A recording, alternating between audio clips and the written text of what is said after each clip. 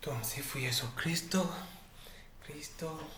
Karibuni katika tafakari yetu ya masomo ya leo Jumapili, Dominika ya 12 mwaka A, mwaka wa kanisa. Na leo masomo yetu tutatafakari somo la Injili ya Mathayo sura ya 10 aya 26 hadi 33. Yesu aliwaambia mitume wake, msiwaogope, kwa maana hakuna neno lililositirika ambalo halitafunuliwa, wala lililofichwa ambalo halitajulikana. Niwaambialo ninyi katika giza, lisemeni katika nuru, na msikialo kwa siri, lihubirini juu ya nyumba. Msiwaogope wauao mwili, wasiweze kuiua roho. Afadhali muogopeni yule awezaye kuangamiza mwili na roho pia katika jehanamu. Je, mashomoro wawili hawauzi kwa senti moja? Wala hata mmoja aanguke chini asipojua Baba yenu. Lakini ninyi hata nywele zenu za vichwa vyenu zimehesabiwa zote. Msiogope basi, bora ninyi kuliko mashomoro wengi. Basi kila mtu atakayenikiri mbele ya Baba yangu, nami nitamkiri mbele. Kila mtu atakayenikiri mbele za watu, nami nitamkiri mbele za Baba yangu aliye mbinguni. Bali mtu yote atakayenikana mbele za watu, nami nitamkana mbele za Baba yangu aliye mbinguni. Tumsifu Yesu Kristo. Basi leo Kristo anatukumbusha kwamba tusiogope juu ya jambo lolote ambalo tunahisi kwamba linaweza likatufelisha katika mipango yetu, au linaweza likatuondoa katika reli, na hasa katika mipango ya adui mwovu. Tunapopigana na adui, Yesu anatukumbusha kwamba tusiwe waoga, tusimuogope wala tusiwaogope au maadui. Tumtazame Kristo ambaye anatupa hiyo faraja. Katika somo hili la Injili tunakutana na maneno ya Bwana wetu Yesu Kristo, msiogope. Na anatuambia kwa wingi kabisa msiogope. Kuna nyakati katika maisha tunaishi kana kwamba tunaishi kana kwamba tumebaki peke yetu. Mapambano dhidi ya ibilisi ni ya kwetu wenyewe. Kuna wakati tunahisi hivyo. Tunabeba majeraha ambayo hakuna anayeyaona. Tunaficha machozi nyuma ya tabasamu, na wakati mwingine tunaogopa kwa vile tulivyo mbele za watu. Watu wachache sana ambao wana ujasiri wa kuwa vile walivyo mbele za watu, kwamba mimi ni Isaac, ndivyo nilivyo na ndivyo ninavyowaza, na huu ndio mtazamo wangu juu ya swala fulani. Kwa uoga huo tumeshuhudia mambo mengi ya Mungu yakiharibika, mambo mengi katika jamii yakiharibika, kwa sababu ya sisi kushindwa kueleza mitazamo yetu, kuogopa juu ya hofu ya kujieleza na kukubali jinsi ulivyo. Wewe ulivyoumbwa ni wa thamani sana machoni pa Mungu, sio machoni pa wanadamu. Unapojiweka thamani yako machoni pa wanadamu, unafananisha thamani yako na thamani ya mtu mwingine, unakosea. Yesu anatuambia kwamba thamani yetu ni kubwa. Kumbuka mashomoro, nywele zetu za kichwa zimehesabiwa moja moja. Na kwa maana hiyo basi kila kitu ni cha muhimu. Kama nywele ya kichwa imehesabiwa, chochote kilicho ndani ya maisha yako, including furaha zako, taabu zako, kazi zako, watoto wako, familia yako, mke au bwana wako, wote ni wa muhimu machoni pa Mungu. Usimdharau wala usiwe tayari kupoteza kimoja, wala kukiangusha kimoja, wala kuficha kimoja mbele za watu. Utakuwa unamwaibisha Mungu, na utakuwa unashindwa kukiri kuwa Mungu mbele za watu. Lakini Bwana wetu Yesu Kristo anatuambia msiogope. Haya si maneno mepesi ya faraja. Ni sauti ya mchungaji mwema anayejua majeraha ya kondoo wake, anayejua yale ambayo tunapitia na yale tunayoogopa na yale ambayo tunashindwa kueleza kwa maneno. Na saikolojia anatukumbusha kwamba machozi ni lugha ambayo mwanadamu anatumia kueleza yale yaliyo ndani ya moyo wake pale ambapo ameshindwa kuongea kwa mdomo. Na hivi tunavyoona machozi ya watu yanatukumbusha kwamba walionayo moyoni hayaelezeki kwa maneno. Pengine kwenye akili zao wana mambo mengi yamekuja moyoni, yamejaza moyo wao, hayawezi kuelezeka kwa maneno. Wanaamua kulia So wao wanaamua kulia, ni moyo unaamua kueleza yale ambayo mtu anapitia kwa lugha ya machozi. Kwa hiyo machozi ni lugha, na Papa Francis alisema katika mahubiri yake sehemu fulani, sometimes tears are the lenses we need to see Jesus. Machozi ni miwani ambao muda mwingine tunahitaji kumuona nayo Kristo.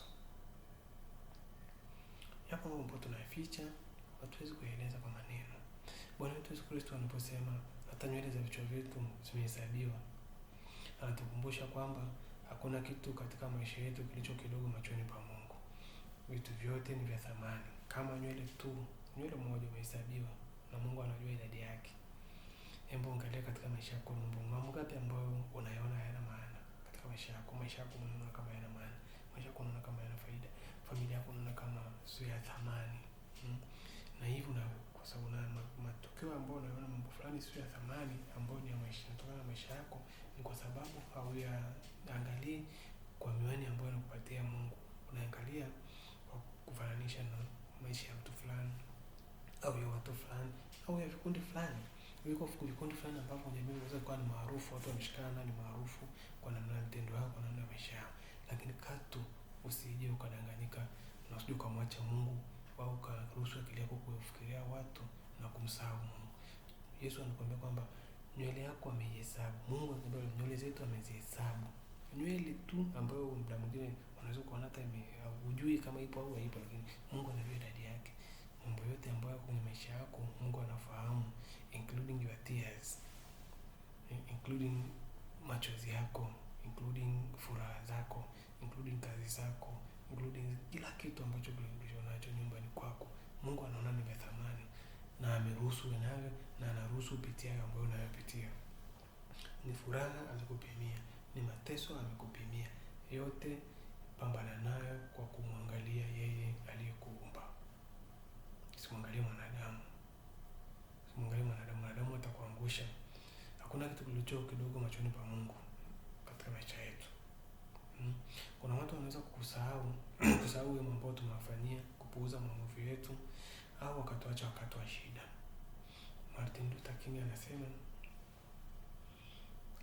baada ya vita vyake alivyokuwa anapigana, anasema nikimaliza vita hivi sitakumbuka kelele za maadui zangu, nitakumbuka ukimya wa marafiki zangu.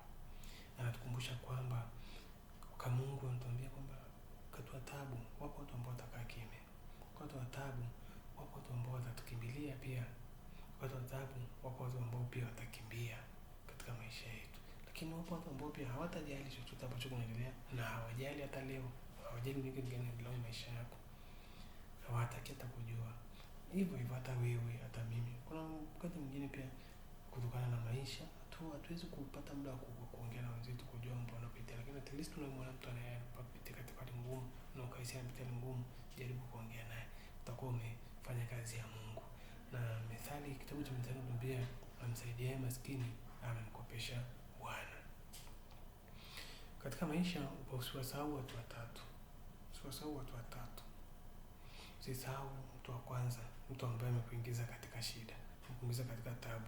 Ni katika mission mlikuwa mnapanga na nini, akaja akakufikisha mahali ambao ni mateso, afu akakuondoka au akashindwa kukusaidia fanya nini, hata kama alikuwa na njema. Usimsahau mtu. Mtu wa pili ni mtu ambaye alikukimbia wakati ulipokuwa kwenye changamoto. Hakujali, alikimbia. Kuhangaika, watu ambao walikimbia ni ndugu zako, ni marafiki zako, na watu ambao pengine ulitarajia, na unavyoishi leo unajua kabisa fulani anaweza kuwa msaada kwenye maisha yangu, fulani anaweza akanisaidia katika pointi moja au pointi nyingine. Unajaribu kuweka close kwa namna yoyote, na unajaribu tayari kufanya lolote ili usiwapoteze. Ukiamini watu wa muhimu kwako, ndugu yangu, hakikisha umpotezi tu Mungu kwenye maisha yako. Hao wengine usijali nao.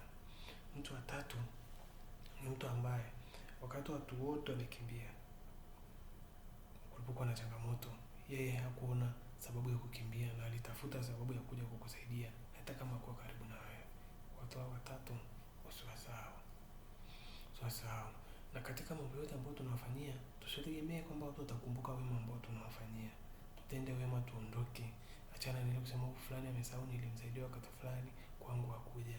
Fulani sijui amefanya hivi, maisha ya leo na mambo mengi, ni ngumu sana kukumbuka. Kumsaidia mtu usitegemee kwanza kulipiziwa au kufanyiwa au kurudishiwa wema kutoka kwa huyo mtu. Cha kwanza, ili uwe na amani na watu.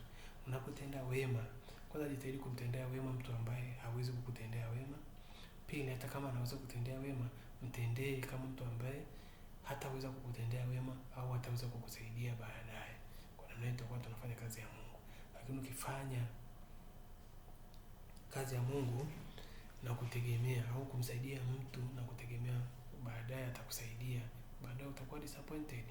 Wanasema if you don't want to be disappointed, don't expect. Usitegemee chochote kama hutaki kuumizwa. Usitegemee chochote. Basi wakati wa shida, Mungu anatukumbusha kwamba wapo watu ambao wanaweza kutuacha, lakini yeye anajua mahangaiko yetu, mapambano yetu katika vita vya giza tunavyopigana na adui, pengine ni vya kiroho. Anafahamu na sala zetu zilizoko ndani ya mioyo yetu pia anazijua, hata kama hajaenda bado kwake, anafahamu maombi yetu. Sema kabla mjaomba analijua. Anafahamu pia na hawezi kutusahau wala hatakaa kimya katika shida zetu. Kumbuka, unapokuwa na changamoto na kumwomba Mungu na wakati anaokujibu, hapa katikati kuna wakati hapa katikati kutoka kwenye shida mpaka kwenye majibu. Huu wakati sio wakati ambao Mungu haoni, sio wakati ambao Mungu hawezi kufanya. Anaona, lakini anakuandaa kwa ajili ya matokeo ya maombi yako, kwa ajili ya matokeo ya changamoto ambazo umezipitia. Anakuandaa, pengine unaweza kupata furaha ukashindwa kuvumilia. Kwa hiyo Mkristo wa kweli haishi kwa hofu. Mkristo wa kweli haishi kwa hofu. Anajua na ana uhakika kwamba hata kama atapoteza kila kitu duniani, hawezi kupoteza upendo wa Mungu. Hawezi. Ana uhakika kabisa Mkristo wa kweli.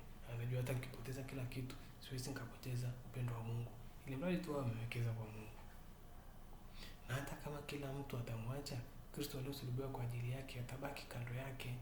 Mungu aliyemkumbuka msalabani, Kristo msalabani, hawezi kusahau katika majaribu yako madogo kwa sababu huwezi kufanisha kwa mateso ya Kristo, huwezi kufanisha kwa mateso ambayo Ayubu alipitia. Labda sijui kama kuna mtu ambaye labda leo anakuwa anapitia, lakini kila mtu anapimia kwa kipimo chake. Mungu mpimi majaribu ambayo au haruhusu majaribu ambayo utayashinda. Hata kwa Ayubu aliruhusu majaribu ambayo atashinda. Mateso ya Yesu, alijua Yesu atashinda na atafufuka, na alimkumbuka na hawezi kukusahau wewe katika majaribu yako madogo. Leo Kristo anatuambia tusiogope kumkiri yeye hadharani. Na tukiogopa kumkiri yeye hadharani, yeye hata tukiri, atatukana mbele za Baba yake. Na anatupa moyo kwamba tukiwa na ujasiri tukaweza kumkiri, naye atatukiri mbele za Baba yake huko mbinguni. Tukishindwa kumkiri, tukamkana, naye pia atatukana.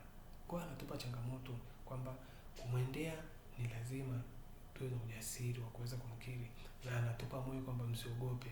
Anasema ulimwenguni mtapata majaribu mengi, lakini jipeni moyo, mimi nimeushinda ulimwengu. Kama aliweza kuyashinda hayo, ametupa nguvu pia kufanya zaidi ya yale ambayo tumefanya. Kwa safari yetu inaweza kuwa rahisi zaidi, maana tunaye Roho Mtakatifu anayetuongoza. Basi leo tuombe Mungu neema ya kuweza kumkiri Kristo hadharani, hasa katika matendo yetu. Ukishindwa kumkiri kwa maneno, mkiri kwa matendo. Mambo ambayo unayafanya ya watu waseme huyu ni Mkristo, watu wakuhukumu kwamba wewe ni Mkristo kwa matendo yako. Tumsifu Yesu Kristo. Mungu ni mwema kila wakati. Jumapili njema.